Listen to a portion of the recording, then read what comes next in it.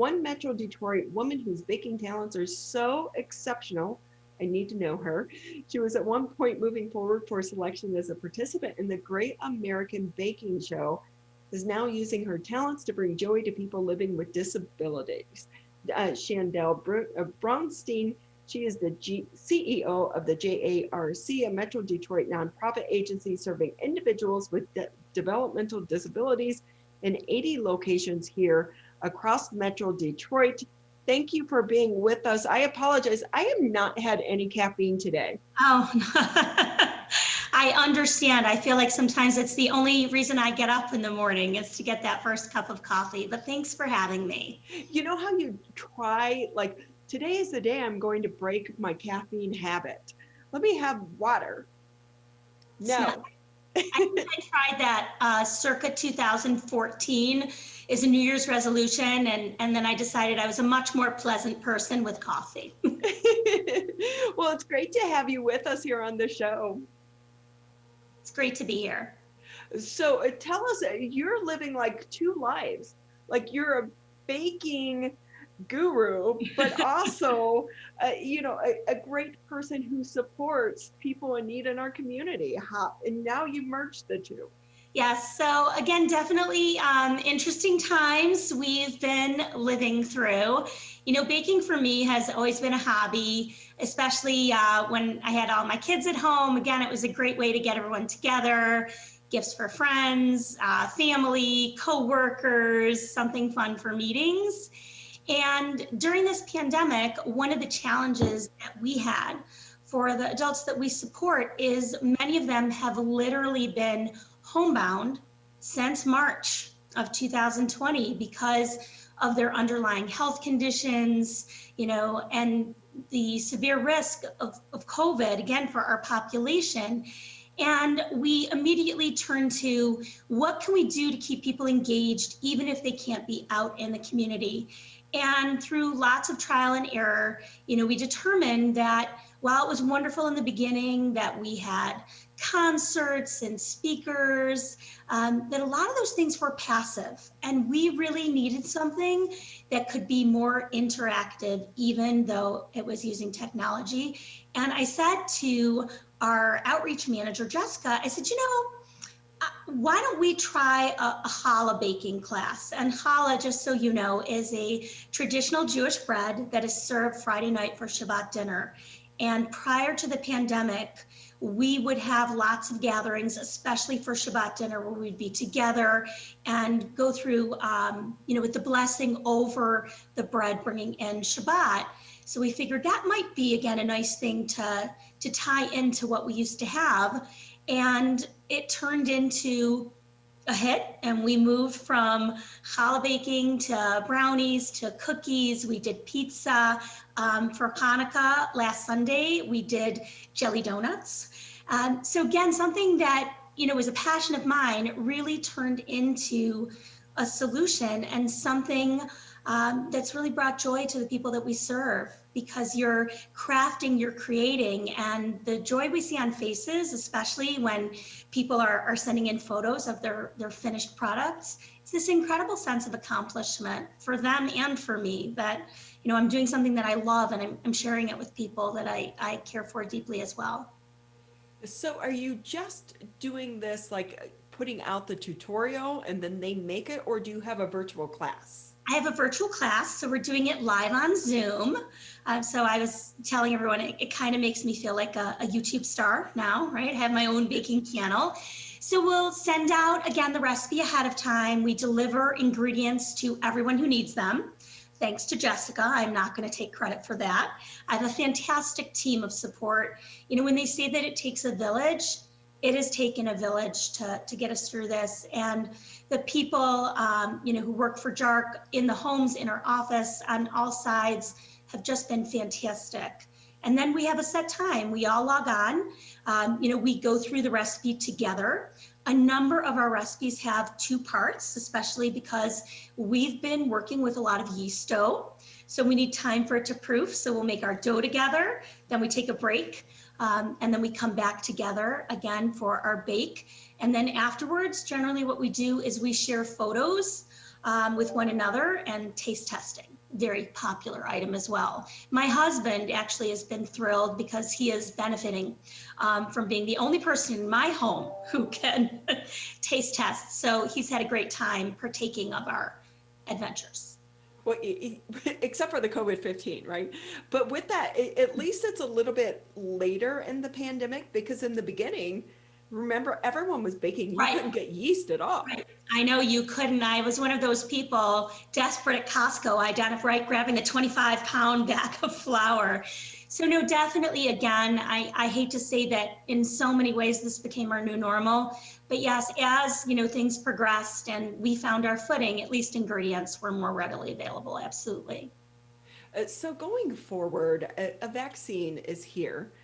It's really an indication that hope is on the horizon. Yes. But do you think this has really served so many people that maybe it's going to continue?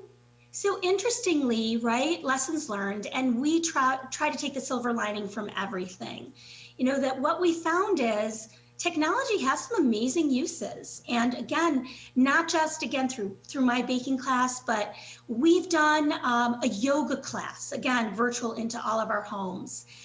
We've done music concerts, we've had art classes, and hopefully, and I actually was telling my team that vaccine, the approval was announced over Hanukkah, and Hanukkah, celebrates the miracle of the oil. And I said, this is truly our Hanukkah miracle. It is, a light at the end of what's been a very dark tunnel for so many, but it's taking the lessons that this taught us in what our reach is. And there's absolutely no reason, again, even as we hope and plan to be able to see one another in person in the future, to not continue, again, these types of activities. For me especially, we're in multiple locations and we operate several group homes. And being able to, be out there and share my home with the people that we serve when I've been in their homes, it's added a depth to our relationship when people see me coming live from my kitchen and they're like, oh, is that your kitchen? I've had many compliments on my refrigerator. A lot of people say it's very nice, very shiny. So again, I think that it allows the people that we serve to see a different side of me too. When I'm in my sweats and my kind of grubby t-shirt with my hair up in a ponytail, live from my kitchen, I was able to go to their homes and now they can come to mine as well. So my hope is that we continue this.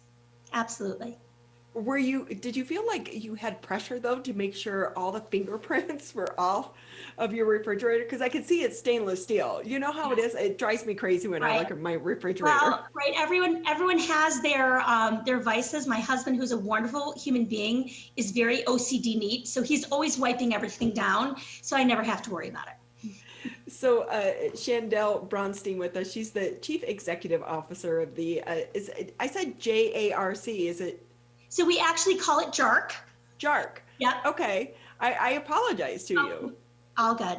But I do say the one thing that's great about the show is I learn something every day. And I thought that I've pretty much been in contact with just about every organization out there, but I've never had been with yours. So it's great to be introduced to you and what you do there as well.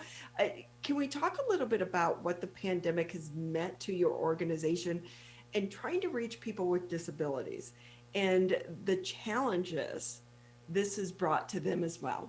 Right, absolutely. So again, I think the biggest challenge is that often adults with developmental disabilities at best are a marginalized population. And, again, can be cut off from so much of our community. One of our competitive advantages, and there are lots of great organizations out there caring for this very special population. But something that we focused on is not just bringing our people into the community, but making them a part of community. And a lot of our people really crave structure and normalcy and predictability in their day. And what, again, has happened as a result of the pandemic is so much of that has been taken away from them, and often for reasons that they may not be able to fully comprehend. And that, again, can create fear, but it also creates anxiety and of course, a certain amount, of potential, again, depression and aggressive behaviors that are based on that lack of control over your world for every single one of us right now. This has brought our everyday life to a standstill, and there's a loss and a period of mourning, and that anxiety that comes with uncertainty. But you can imagine when you're someone who may deal with that on a daily basis, it's really compounded. So, for us, with the pandemic, some businesses, and people, and we feel for them desperately, their businesses have been closed and they have no work. And for our team, we are all still employed. And yet, right, the flip side of that is that we are now 24/7, everything and everyone to the people that we serve, because there is no one else. And, again, it's a tremendous responsibility and we're grateful for it and we take it seriously. But there is stress in knowing that there is no one else to call and nowhere else to go and no one else to come in. For our people, this is the first time that they've had an opportunity to just relax and be, I think, because, they were involved and engaged in a day program prior and had that structure. That was simply what they did. And this has been an opportunity to say, you know what, I might enjoy relaxing a little bit, or I've enjoyed this time to be home with the people that I live with and to just have quiet. And for others, it's been, again, devastating to them, that loss of the people that they used to be able to see every day, of their family members, being able to come in, again, to homes where we can't have in-person visitors due to COVID. So it's really been, anything and everything, but our focus throughout this has been to say, we can't be where we were, but where can we be? And it doesn't necessarily have to be where we are. And again, integrating technology, whether it's for a class or for a visitor, to make sure that we're doing as much as we can to support people through this time. And plus, in the beginning, we thought it was going to be 2 weeks, and then it was 4 weeks, and now we're 9 months. So the gratitude they must have for you and your team. We only have about another 30, 45 seconds left here before we let you go. We can't talk about the Great American Baking Show. Give us quickly, what's your secret to baking? Because I made brownies last night. Nope. So I would say, and people say often, right, how can you be a good baker? I have an MBA, I'm a math person. Baking is the ultimate exercise in precision. If you do everything absolutely perfectly, it'll come out right. And if one little thing is off, it can be a disaster. So with baking, you actually can't experiment when it comes to your proportions. It's a science, and it's accepting the science and operating within it. What's your favorite thing to bake? So actually, my favorite thing to bake is challah bread, again, because there is ceremony and family that comes along with it. And there's so many variations, you can never get bored with it. Well, we so appreciate your time here with us on the Oakland County MegaCast. Yes, thank you for having me.